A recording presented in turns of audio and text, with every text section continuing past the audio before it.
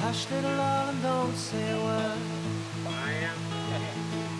I'm gonna buy you a mockingbird. Say, darling, say.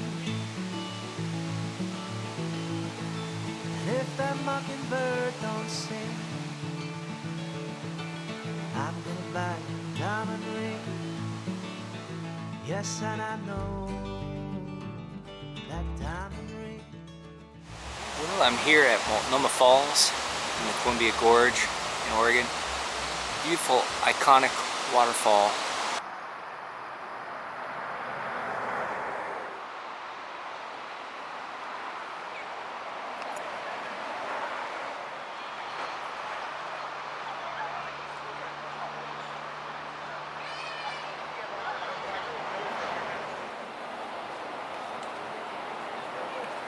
It's been really hot recently, so I've run down here to the Columbia Gorge.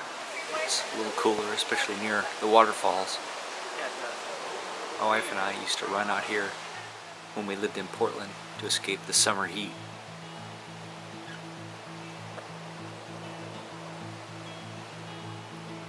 We'd wade in the little creek, or we'd have lunch at the lodge, or just stand next to the waterfall.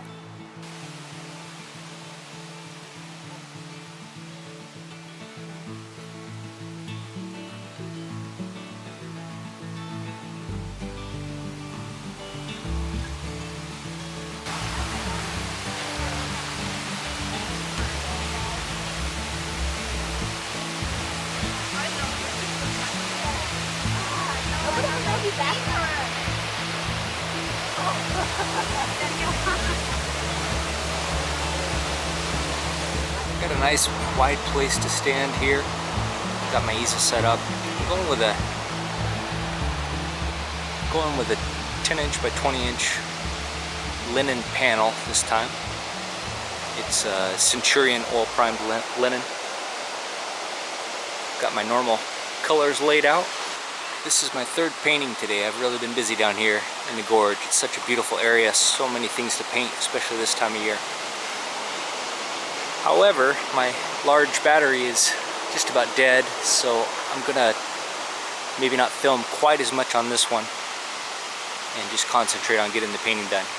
I was here exploring last night, and around 8:30 the light on those cliffs was just incredible. Such a beautiful orange, so I'm hoping to catch that again tonight. So what I'm going to do is work on the shapes. I'm going to put in the composition, put it in the water. I know the water will be white most of the way down.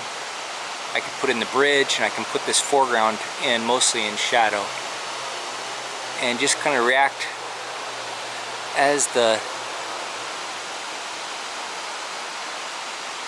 I'm watching the light change.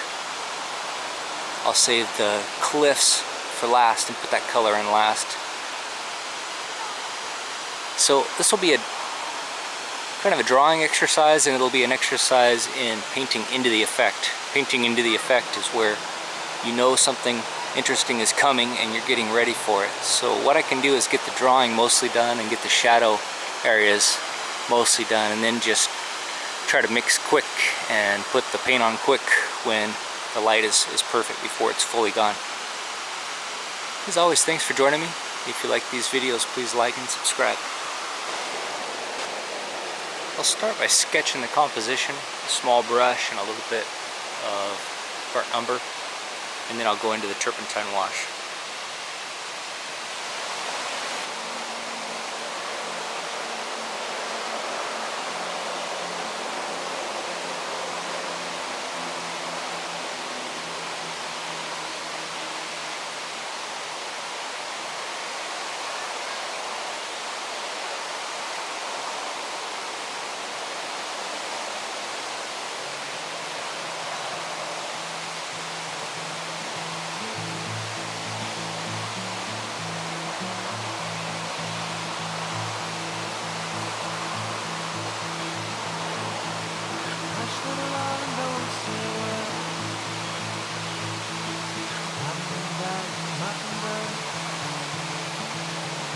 Say, darling, say,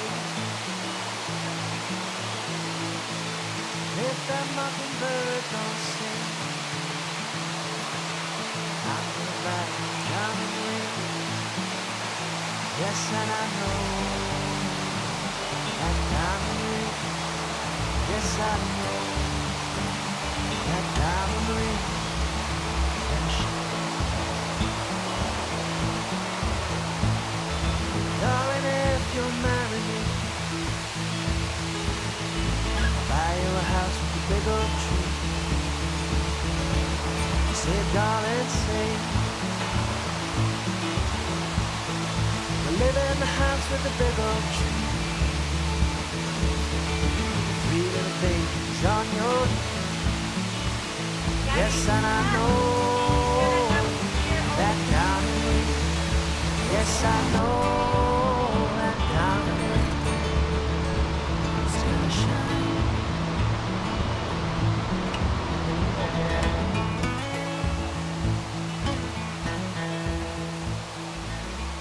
For the turpentine wash, I'm going to use a little bit of cobalt blue for the sky. The sky is really rich, so I don't mind going with a rich color up top. The trees in the sun are really warm, so I'm using cad yellow with a little bit of ultramarine blue. For the cliffs, I'm using cad red because I know they're going to glow. They're going to be really warm with that orange light.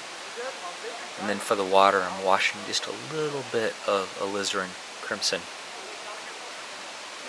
I'm letting the turpentine drip down the panel and onto my lower palette and onto my day tripper. I think those drips might help me out with the composition later. I can play off of those shapes that are created by the abstract wash.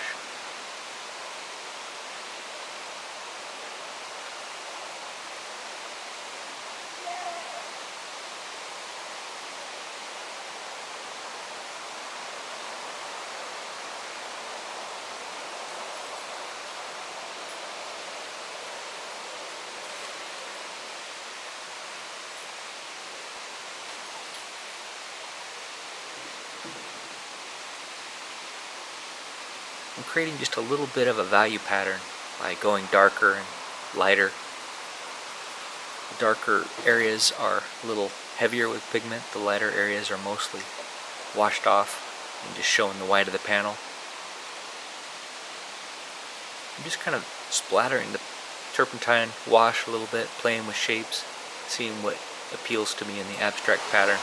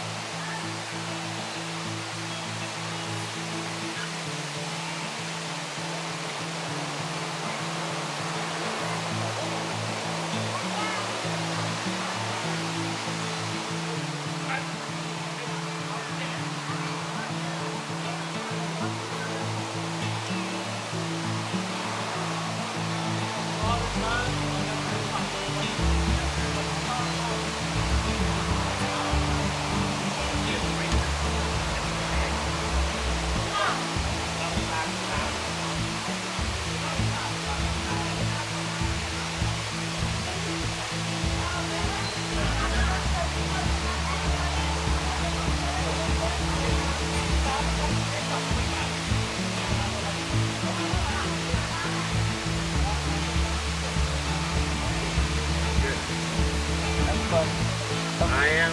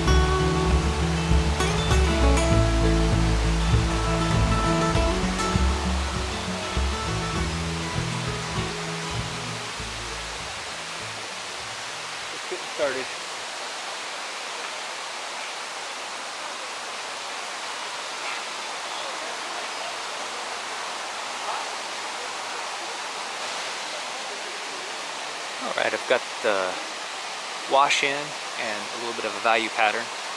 Now I'm going to mix up the colors, starting with the sky and the trees up top, and then I'll move to the shadow colors down below, and I'll leave the colors of the cliff face until last.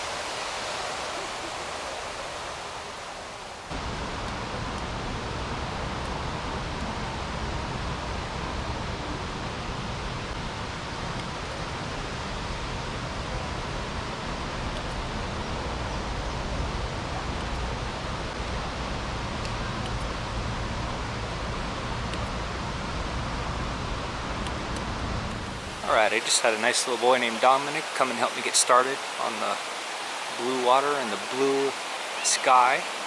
So now I just keep going. I've got all the colors mixed up. I've got them set aside on my extra palette. I've got a light blue and a dark blue for the sky, and for the bottom of the waterfall, here's the area that Dominic helped me paint. There's a lot of glare on that. And I've got some light gray greens for the trees on top of the cliffs, and some darker greens for the trees in shadow, and then some grayish warm colors for the rocks in the shadows. And then I've started to mix up some greens for when the sun really hits those sunset colors hit the trees. I think it's going to be a red cliff and a really vibrant green trees and moss.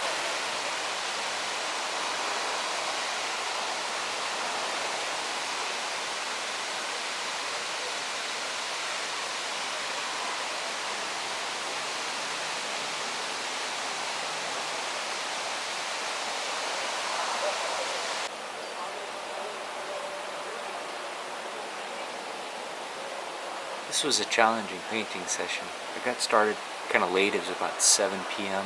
Probably 7:30 by the time I got all set up. The days in the Pacific Northwest are long in the summer, but still the sun is going to set around 9:15. Also, it's a big panel for me. I normally paint somewhere between 8 by 10 and 11 by 14. Sometimes I've gone with a 16 by 20 or a 12 by 16. This is a 10 by 20, so it's not quite as big as a 16 by 20, but still pretty big for a 2-hour painting. Plus there's people stopping and talking to me, which I enjoy, and I really like it when they react and connect with the art. So what I do is paint with a large brush. I'm using a number 8 evergreen from Rosemary, probably 3/4 of an inch wide. And I'm just trying to paint the big shapes. Now the biggest shape is the cliff face, and I'm painting into the effect. I'm remembering the sunset from the night before, where that cliff face was all lit up with a beautiful orange light, and the waterfall was just a thread of white falling down the mountain, a nice thin thread, and then the little rainbow effect where the spray was getting caught by the light. So I'm keeping that in mind, but I don't want to paint that area yet, other than just the shadow shapes and an indication with the initial wash. So I'm saving that biggest shape in the painting for last, and I think it almost works. I don't quite get the vibrancy.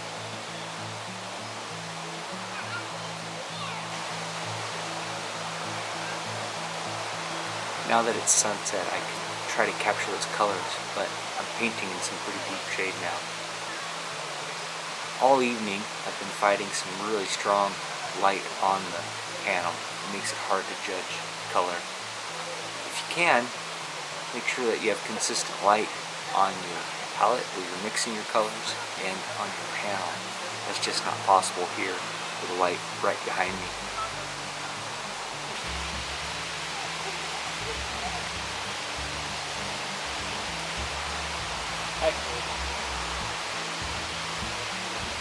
Oh, he's making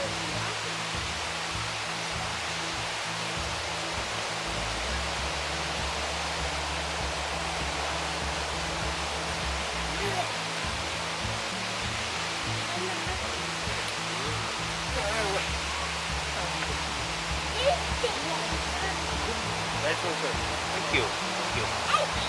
Painting. Thank you.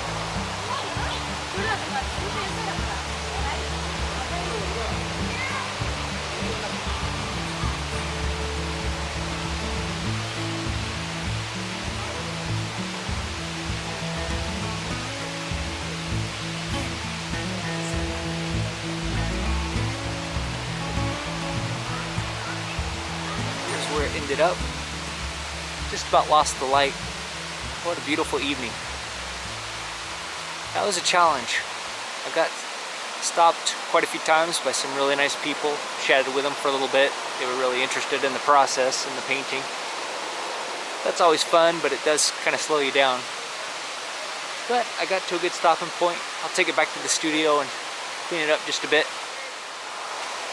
I like the orange cliff face, and I like the thin spilling of the upper falls. The lower falls need some work, and these trees on the side need some work as well. But it's pretty close. I'll take it back to the studio and do as little as possible to finish it up and put it out on my website. Welcome back to my studio. I have this 10-inch by 20-inch oil painting of Multnomah Falls back in my studio now. I've scraped it down with a round cornered palette knife to just knock off the dirt and debris, any dust, any ridges in the paint. Sometimes when you paint outdoors and if there's wind, you'll get dust kicked up on the canvas. I like to just knock down the edges really gently. I've also oiled it back in with a little bit of liquid because it's been about a month. I used liquid on site, so it's really dry to the touch. Now it's ready to paint on. So taking a look at it, there are definitely some things I like. I like the overall composition. I think these lines kind of help me. There's a diagonal and a little different diagonal here. There's a straight line down this 1/3 line. There's the bridge at the 1/3 line, and I did that all pretty consciously to try to create an interesting composition. It's a little different than what's actually there in reality. In reality, the bridge is, in this perspective, would be much lower and much smaller, but I made it bigger to get it on that 1/3 line. What I don't like is the just general overall unfinished nature of the shadow pattern.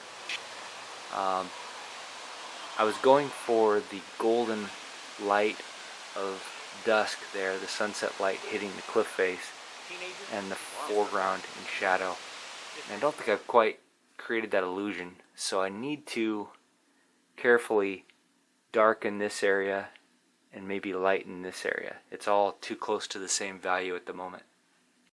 I want to put in the line of the shadow, which will be, I think, right around here, and then firm up that there was a pine tree, a dark pine tree over here. Just a few branches in deep shadow will really, I think, give that feeling of distance. Especially if I lighten this area up. Right now it's pretty dark relative to the shadow. So lighten that whole cliff face up a little bit and all the greenery on it without losing that warm orange sunset glow. I do like that. There's a couple areas where the orange is just about right, I think. So I want to leave those. I want to leave that brushwork. This tree I like. I just want to put a little more sunlight on it. Add some sunlight on this side and keep the shadows on that side. I like how it's simplified and bulky. I don't want to get real pointillist on it and try to draw every leaf. I want to leave that bulkiness. The bridge is pretty close. I think it just needs to be firmed up a little bit by trimming up some of the lines, making sure they're straight. And I think that'll be about it. I'll do as little as I can, but create an interesting feeling of depth in the painting. Oh, I think I'll also try to capture that rainbow glow as the water from the waterfall was being whipped off by the wind and the sunlight hitting it. It was creating a beautiful rainbow effect. So I want to play with that. Real diffuse, real open. And then this area here should have a little more of a blue cast. High value, because the sun's on it, but there was a really pretty blue lavender glow that should help push that whole thing back. I made thin down the waterfall as well. To me it feels like it's a little bit wide compared to Multnomah Falls, especially at the top. It gets really fine, real fine lines. So I'll whittle into that waterfall just a little bit as well. Wherever I need color, I'm going to refer to the painting, but I'm going to play with the value so I can mix the color that I observed that day, but then add warm white for the sunny areas and add cool shadow for the background shadow areas and warm shadow for the foreground shadow areas, and that should stay pretty consistent with what I observed that day. Alright, I'll get at it and I'll show you the result. If you'd like to support the channel, you can jump over to my website, sign up for my newsletter, take a look at these plein air pieces. They're under the tab on my website called Recent Plein Air Paintings. I sell these paintings pretty reasonably because I treat them as practice. I try not to put too many hours into them. If you feel like buying a painting, that would certainly help me out. I really appreciate that. Really love it when someone connects with my art enough that they buy a painting. Another great way to help me out is just to like and subscribe and share the channel with your friends. Thanks so much. Well, here's the painting after the studio finishing touches. I do like how it turned out. It's pretty striking with the warm orange cliffs in the background and this foreground in shadow. It's kind of a theme that I like and I've been playing with lately in a few of my other paintings. I kind of like how these trees on the left hand side are really blurry and hinted at, almost ephemeral, just floating there like green clouds or something. I captured that in the plein air and I wanted to keep that in the finished painting, and I'm glad I did. I did retouch it and lighten it quite a bit. As I did the glaze to lighten the cliff face, it kind of threw everything out of balance. So I did more work on this in the studio than I normally would, touching up a plein air painting. I had to lighten the sky just a bit. I had to then lighten the trees up on the cliff top a little bit. Doing the glaze on the cliff face worked really well. I was able to keep most of the brushwork that I got on site and just lighten it with that glaze, but then that kind of threw the foreground harmony out as well, and the bridge needed some adjustment then as well. So I really had to retouch almost everything in the painting with some glazes and some sharpening up. I sharpened up the bridge, made it a little more defined, and actually added a couple little people standing on it. I didn't touch the foreground waterfall much at all. It was pretty close to correct. Plus I had that little boy Dominic help me paint that on location. I didn't want to wipe out his work, so his work is the kind of electric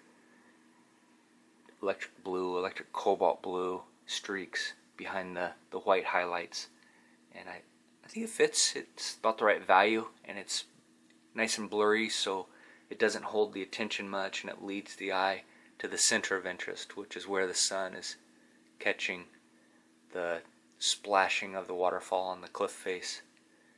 It's implying a rainbow effect, which I like. Darkened up the foreground a bit, darkened this side tree up quite a bit to make it jump forward and almost frame the center of interest. Kept most of the brushwork in this foreground, just threw a dark glaze on top to bring the value down. So quite a bit of work, a little more than I normally do, but I do like the end result. So jump over to my website and check it out, see a little better quality image there, and sign up for my newsletter while you're there. I give away a small painting once in a while when I hit a milestone on Instagram or a milestone on YouTube. I'll do a random draw on my newsletter subscriber list and give away a small, like an 8x10 or a 9x12 plein air painting. I use these plein air sessions and retouching in the studio as practice, because it really helps me to see as an artist. So I knew I wanted to capture that orange cliff face and the thin thread of white waterfall. I knew that was what was drawing me to the scene. And as I painted, it needed a color harmony. It needed a blue in there, so I added these nice blue shadows. Now those weren't in the reference photos at all, but I remembered being kind of struck by how cool and vibrant the shadows were as the sun really hit sunset and as the cliff went really orange.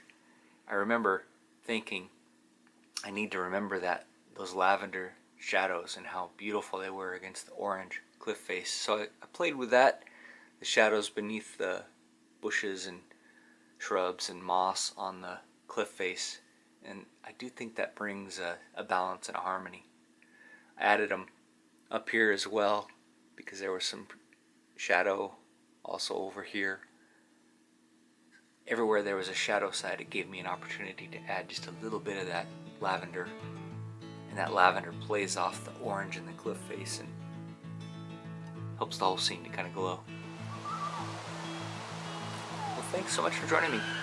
If you like these videos, please like and subscribe, and I'll see you in the next one.